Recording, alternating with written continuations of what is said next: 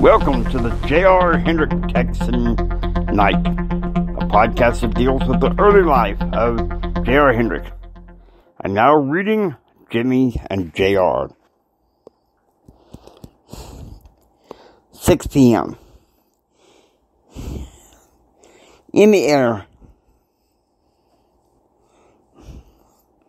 JR is having a talk with one of the passengers, Eleanor Swift, who had spent about 6 months in Alexandria, Virginia.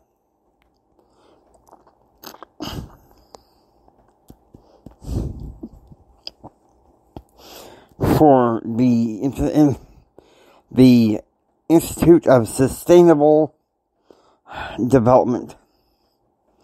JR was talking about how happy he was that his internship was over, but he was confident that he had learned a lot. 8 p.m. Central. The charter airlines, the charter airliner Bombardier, USS Brandon, landed in Dallas, Texas. And who should meet JR as soon as he goes down the stairs but his best friend Ken. You made it, man. You did it. Now, how are your parents going to be gone from Washington during the few weeks? Now, with your parents gone in Washington, you can do whatever you want, Ken said, embracing him. You did great. Your valet will get your luggage. Man, let's just start this party, JR said. 9:05 p.m. Eastern.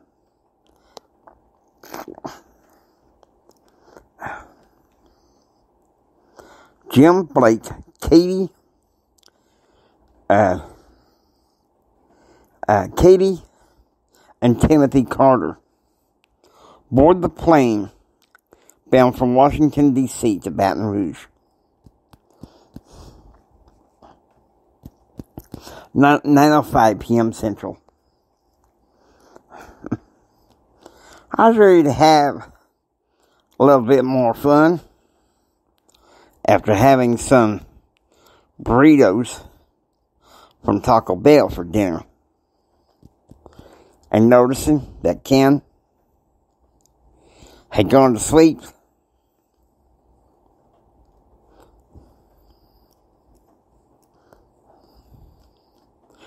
Tired from this last day of internship. So I just decided to go into the living room. There, in my carry-on bag, was like a cassette tape and recorder player, and played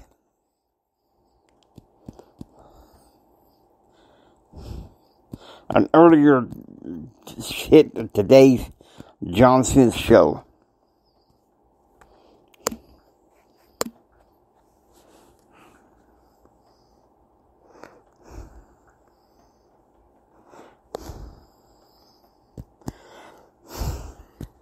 August 19th, 12 a.m. The charter plane was late an hour because of turbulence. But through the turbulence, they were able to land.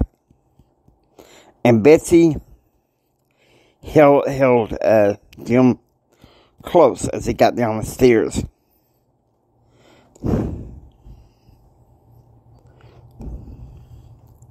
Frank and Ellen shook his hand, and they got into a limo to go to Mary Jane in Comite Cove. The ride would take about 24 minutes. 6:25 a.m. JR and Ken wake up in their hotel suite. We have to be on the road by noon.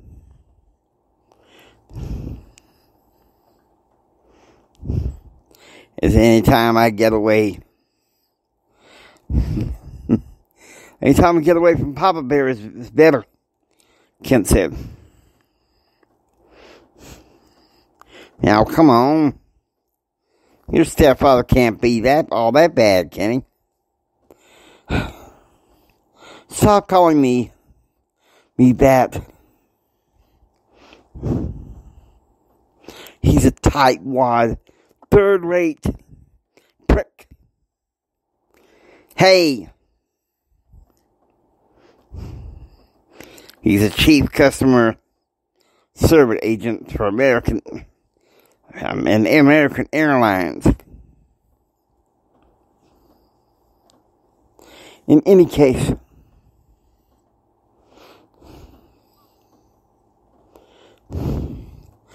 I had some donuts by room service. Can we wait till tomorrow? I want to get some sausage, egg, and cheese.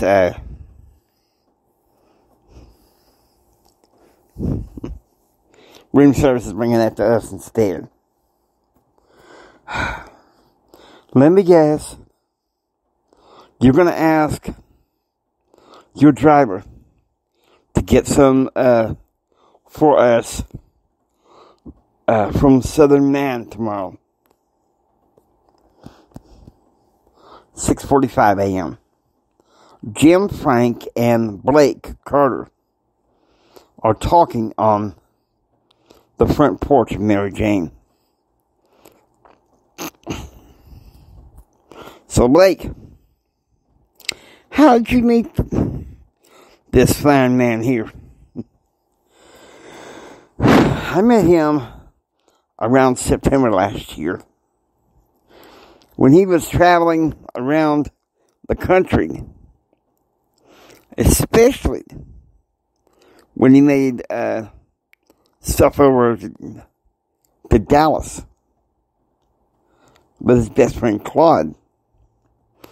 I was trying to dissuade him from having anything to do with the Clinton administration, Blake said.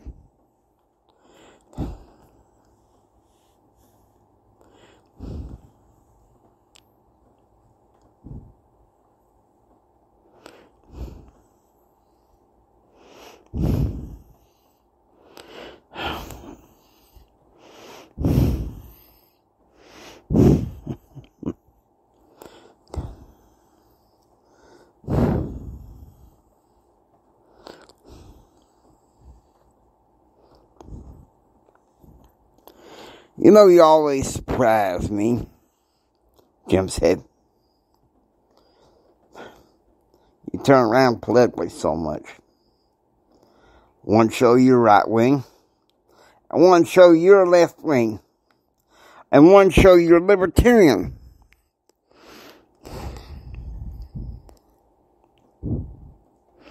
What's next? Full libertarian?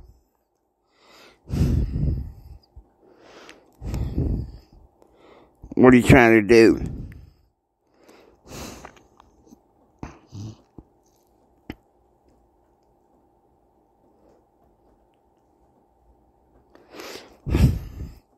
Get him to quit? Oh, I hope he does. No way in hell. And as far as President Clinton is concerned, I'm okay working with him right now.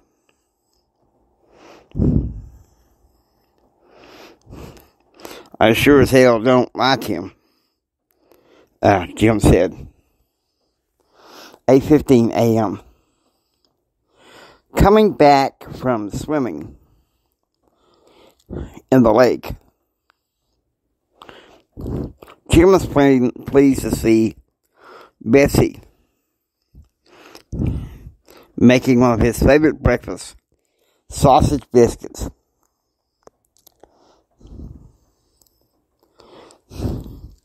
At the same time, at the Hyatt, JR and Ken are listening to John Gibson, this song called Everyone Needs the Lord. Ken had sausage biscuits for breakfast, and JR had sausage, egg, cheese, and potato burritos, to the consternation of Ken. Meanwhile, at Mary Jane, Jim sends the kids on a scavenger hunt.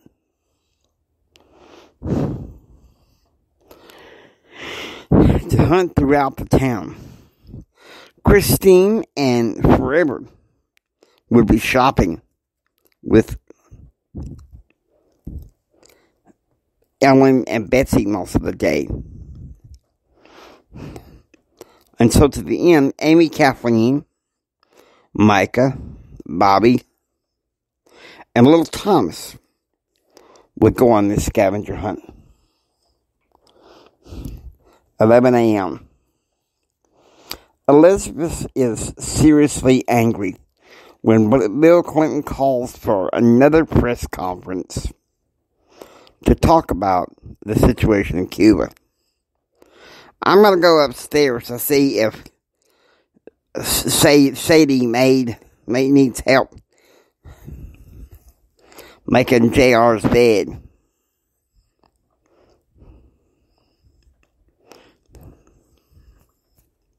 We gotta make everything nice for his coming.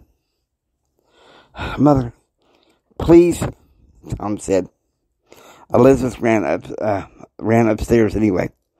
Jerry, please don't, Diane said to Tom. Jerry being his first name.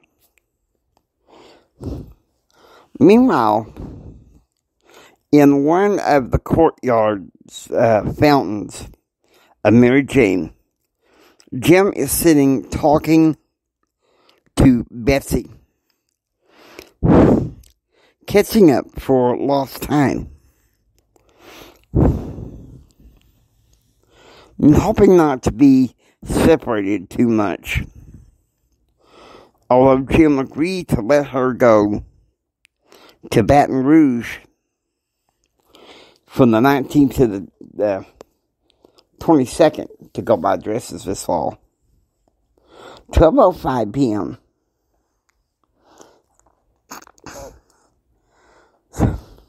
So there we were, in Ken's truck,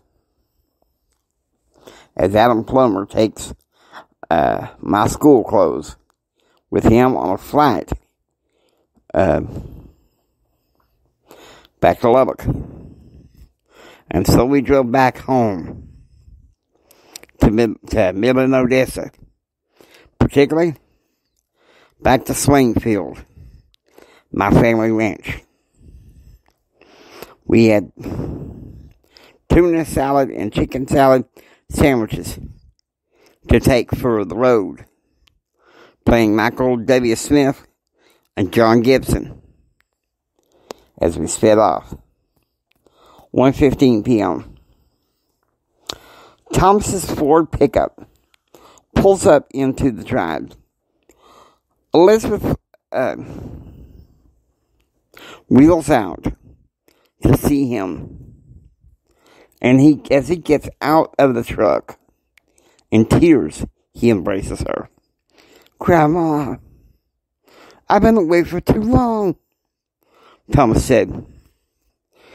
"The major says I don't start infantry training until January 15th.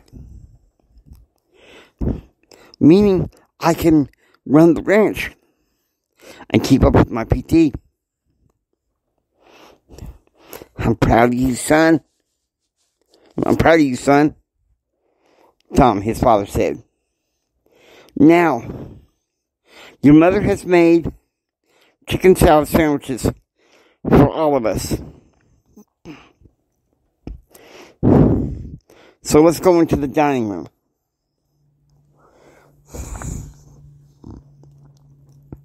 "3 p.m. Central. At Mary Jane, Jim, Frank, Micah, and Blake have steaks on the grill with a competition in force. Betsy had Matilda, one of the other servants, to make fried squash, seared potatoes, and Christine's favorite dessert, strawberry shortcake for dessert. Jim remembers how, on Christine's 3rd birthday, his brother Carl had gotten Christine a strawberry shortcake doll for her birthday. But he wasn't able to see it for too long because he had to get back on the plane to go to Nashville.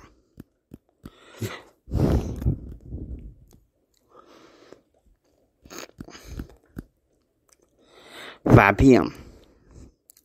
Ken's truck pulls up in the drive, and Thomas rushes out to greet his cousin.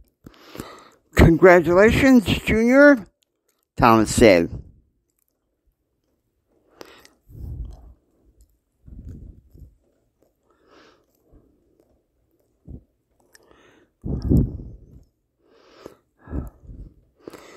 "Now get over here so I can see you. I haven't seen you in months." In the living room, Thomas hands his cousin a white Texas Tech cap. "Congratulations, Junior. Now on campus, you'll be known as a real Texas Tech man."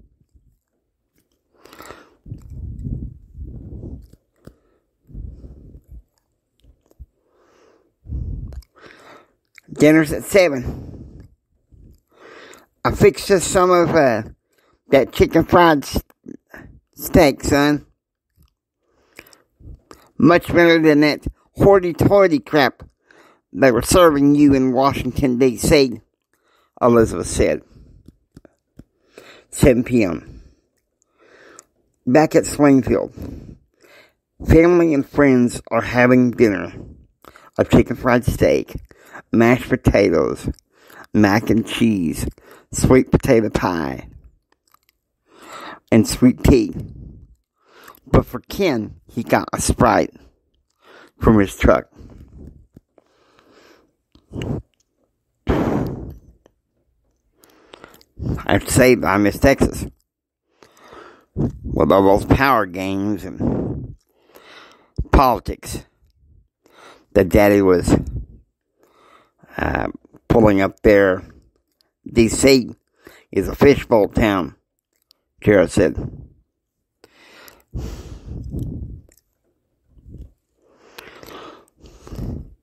On the other hand, after you graduate from school and choose to go to D.C., if you hang out with godly people, it won't be so bad, Uncle Tom said. I don't know, Elizabeth said. With Miss Holly Hawthorne circling around the damn city, like circling the bowl, I don't think my grandson is safe. You got that right, Ken said.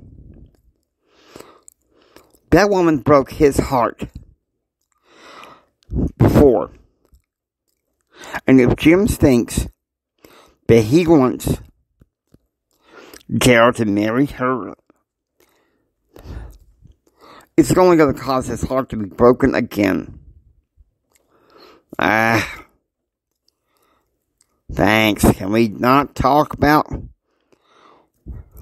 that crap and start talking about the facts?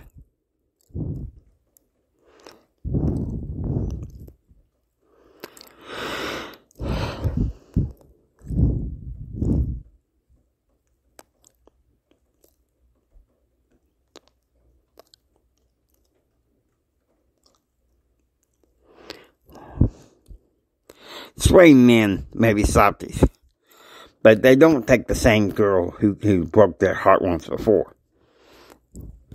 Meanwhile, at Mary Jane, the family is having a Cajun sampler delivered by Claude that is all except for Carl and Donna, who had decided to go back to Dallas before returning to Lubbock, leaving early Sunday morning. Claude would return Saturday morning to Dallas, and then return to Midland by the 26th.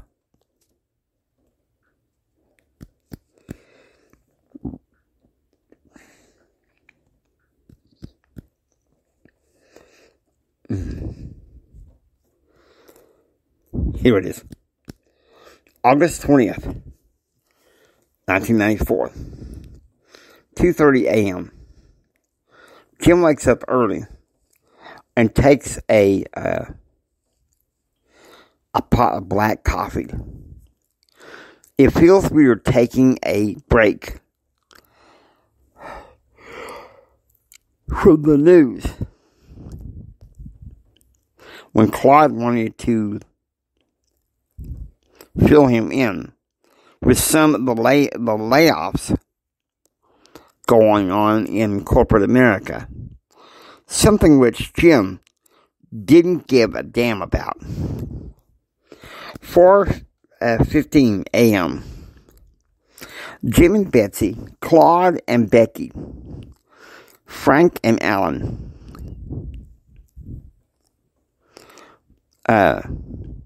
Christine and Forever, Micah and Bobby, along with Amy, Kathleen, Will Thomas, are riding the rented pontoon boat on Comites Cove. 5:05 a.m. Suffering from tremors. Elizabeth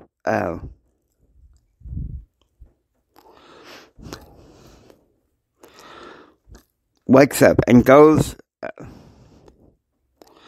to the den to play the Ernest Tubbs song, Walking the Floor Over You.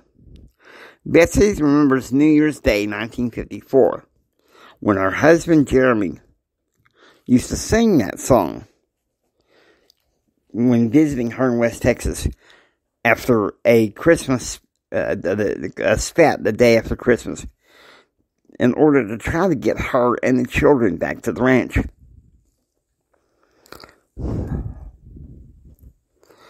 It was in retrospect.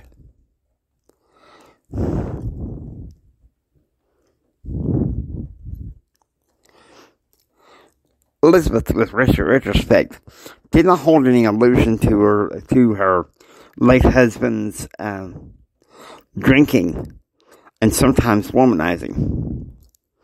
She was grateful that around the time that her firstborn grandson was born, JR, her husband, agreed to stop the womanizing and tone down the drinking, although sadly he would never quit. 5:20 a.m. Waking up and going downstairs, JR goes into the living room and pours himself a Dr. Pepper. Yesterday, he had signaled to Darren that he wanted to take Dave and to take Ken and Dave Smith for an outing tomorrow night for dinner at Taco Villa. 8 a.m. Breakfast at the ranch was as followed. JR and Ken had two dozen donuts from the franchise Southern Man, which stretches from El Paso over to Fort Worth and Lubbock. Elizabeth and Thomas have biscuits with gravy, but at the same time, Tom and Diane would have whole grain toast, some hard-boiled eggs, and a small cup of blueberries. Uncle Tom was diabetic, had been so since 1977. At the same time, at Mary Jane, the Hendrick party is having Jim's favorite French toast for breakfast. Non-negotiable. Besides fried eggs, French toast was Jim's main breakfast. After breakfast, the kids decide to line up in the front lawn to do some, to have some touch football.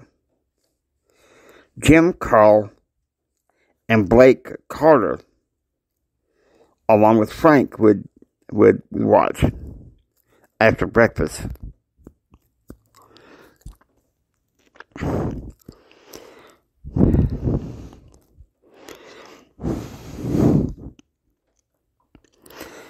Becky and Claude, however, decided that they had better things to do and would return to Dallas.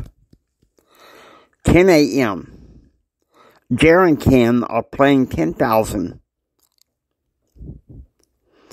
at the ranch as the adults decided to watch some movies, namely Elizabeth and Thomas. Tom and Diane had already returned to El Paso. 2 p.m. At Mary Jane, it has been raining for the past 2 hours now. The kids are watching some cartoons. Betsy, Ellen, and Katie are putting together some pork tenderloin dinner with all the fixings. Jim is sending a checklist of information to Mike, desiring the contact information of Charlie Nation. He'd already received the contact information for Kevin McDonald, who hung out with the family frequently, and to some degree also Dave Smith. 2:15 p.m. There we were, Ken and I, swimming at the ranch swimming pool. Like you, I'm just a sophisticated man with sophisticated needs, Ken said.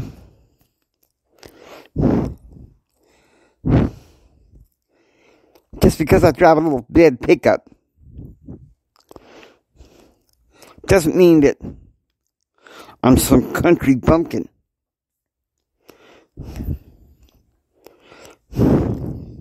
You ought to know that by now, JR. If that's so, then why is it that Jim Bob sends this his tape letters? He went on and on and on about he had to listen to country music station all day in order to get the song for you called Don't Take the Girl. He did it for you. That's Jim Bob. His mistake. Regardless, next year, regardless of Brad and Jim, we're going to the NFB convention next year in San Antonio. Brad was wanting to see me today. And told him I ain't got time. I want to spend time with you and Dave Smith. You understand? Hey, you got no complaints from me. Brad Wren is a turd.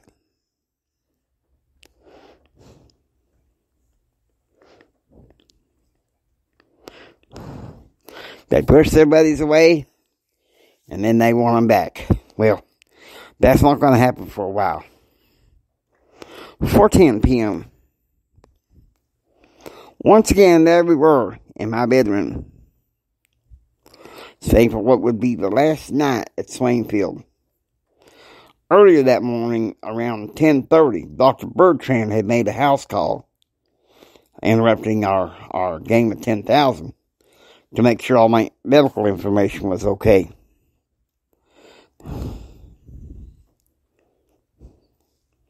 So there we were, listening to John Gibson, and collecting up for lost time.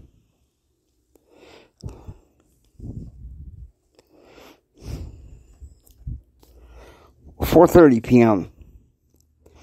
At Mary Jane, Jim is sitting on the front porch deck listening to some 60s music when a van he recognized pulls up. It's Betsy, Uncle Dexter, and Aunt Viviana. Viviana walks out. First thing she does is lower the ramp so that Dexter can wheel out. Where is my Betsy? The 78-year-old man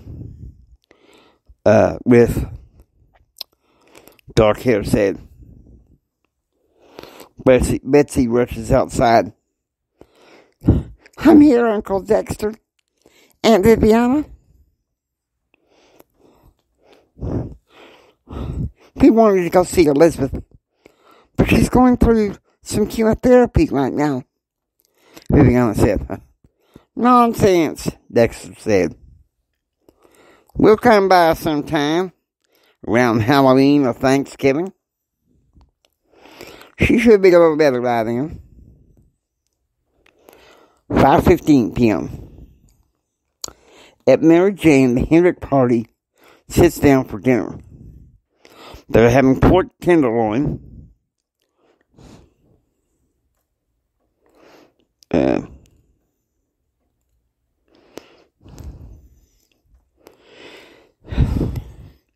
fried potatoes, sweet potato pie, and green beans, along with it, choices of beer, water, and soda for dinner. 8 p.m. Joining Ken, JR has Darren drive to a nearby bookstore to pick up Dave Smith. Okay, man, let's go do this, Dave Smith said. Well, guys, I have to say we passed this summer, JR said. I think he had the hardest summer, Ken said, pointing to JR. Having to work as a government intern, playing both sides, it's really sad. Ken had that interesting summer. working as an advertising internship for American Airlines. Thanks to Papa Bear. No way. I got that job on my own, Ken said. Whatever you say, man, JR said. Darren drove off to Taco Villa. 8:30 p.m. At Taco Villa, the guys are involved in the conversation with an exciting tone. I tell you what, I'm excited to have this senior year, and then guess what? I'm going to end up to apply for an MBA at Texas Tech. Come up with the rest of you guys in Lubbock so I can meet with JR.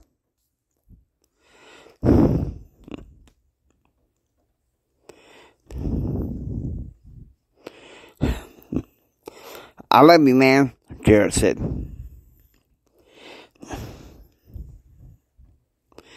Yeah. I care about both of you guys. I'll tell you something. I'm glad I'm going to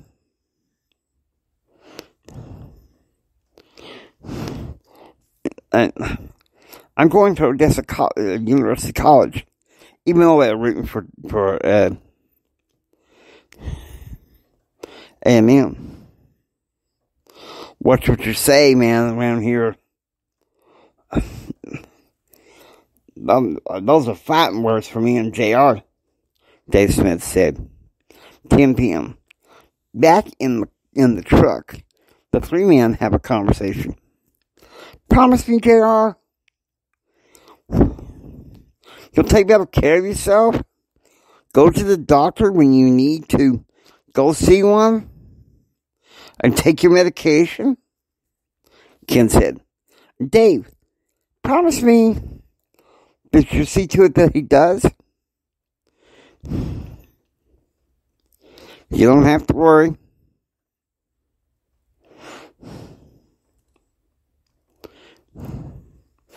I'm sorry, I will be taking better care of myself.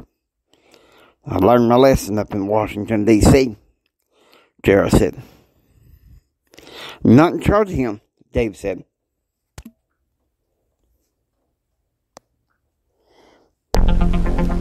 Hope you enjoy listening to the JR Hendrick Texan Night. If you like what you hear, please subscribe. Become a part of the adventure. This is the James Hendrick Empowerment Network saying until next time, get ready for the rest of the story. It's going to be interesting as JR settles in at Texas Tech once again.